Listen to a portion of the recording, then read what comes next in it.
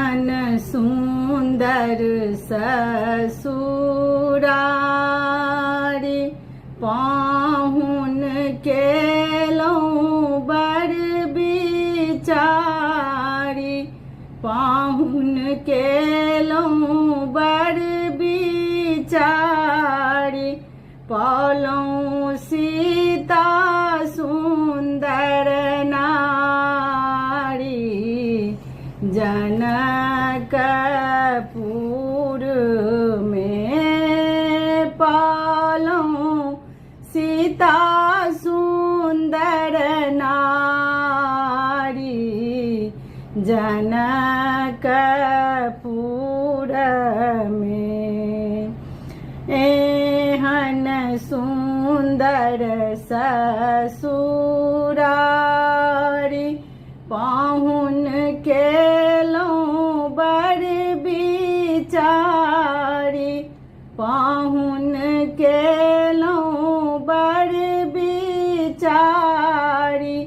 पौलहुँ सीता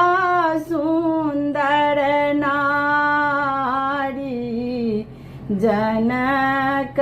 जनकपुर में मिथिला बासी नर नारी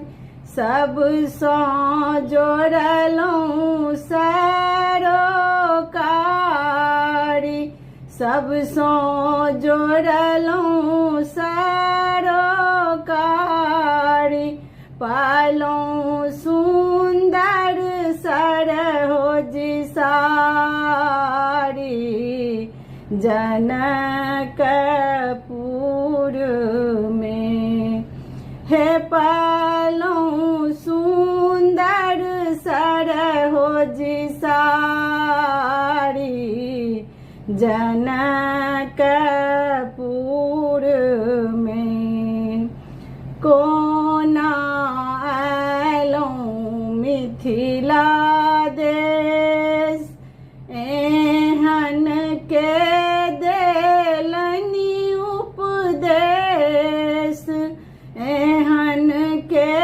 देलनि उपदेश पलहुँ सब लेस जनकपुर में